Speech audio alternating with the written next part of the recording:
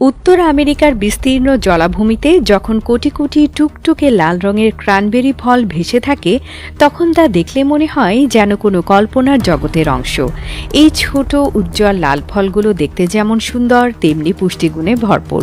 ক্রানবেরি মূলত সুপারফুড হিসেবে পরিচিত এবং এটি উত্তর আমেরিকায় সবচেয়ে বেশি জন্মে। এই ফল দেখতে অনেকটা আমাদের করমচার মতো, তবে এর স্বাদ একটু ভিন্ন।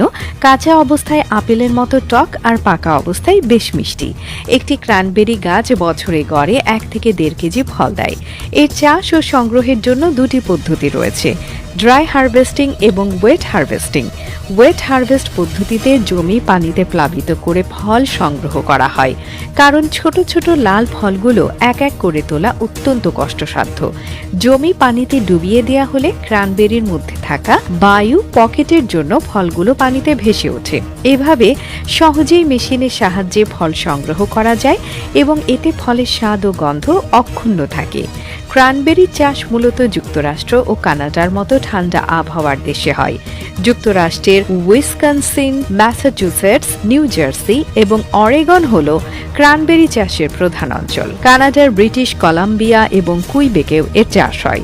দুঃখজনক হলেও বাংলাদেশের উষ্ণ ও আর্দ্র জলবায়ু ক্রানবেরি চাষের জন্য উপযুক্ত নয়। তবে বিজ্ঞান ও প্রযুক্তির উন্নতির ফলে বিশেষজ্ঞরা যদি ক্রানবেরি চাষের পদ্ধতিতে পরিবর্তন আনতে পারেন তবে ভবিষ্যতে এটি বাংলাদেশেও সম্ভব হতে পারে। যেমন একসময় স্ট্রবেরি চাষও আমাদের দেশে কল্পনার বিষয় ছিল, কিন্তু এখন উন্নত পদ্ধতিতে এটি সফলভাবে উৎপাদিত হচ্ছে।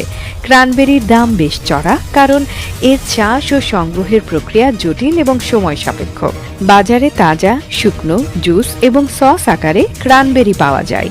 তাজা ক্রানবেরির দাম প্রতি কেজি প্রায় 1500 টাকা আর শুকনো ক্রানবেরি 2000 থেকে 3000 টাকার মধ্যে হতে পারে। এর পুষ্টিগুণ একে সুপারফুডের মর্যাদা দিয়েছে। ক্রানবেরি অ্যান্টিঅক্সিডেন্ট, ফাইবার এবং ভিটামিন সি এর ভালো উৎস। প্রতিটি 100 গ্রাম ক্রানবেরিতে 46 ক্যালোরি এবং 13 মিলিগ্রাম ভিটামিন সি থাকে, যা একজন মানুষের দৈনিক চাহিদার 22% পূরণ করে। ক্রানবেরি মূত্রনালীর সংক্রমণ প্রতিরোধে অত্যন্ত কার্যকর। এটি শরীরের কিডনি সুস্থ রাখতেও সহায়ক। সুপারফুড ক্রানবেরি যদি বাংলাদেশে চাষ করা সম্ভব হয় তবে তা দেশের কৃষিক্ষেত্রে এক নতুন বিপ্লবের সূচনা করবে।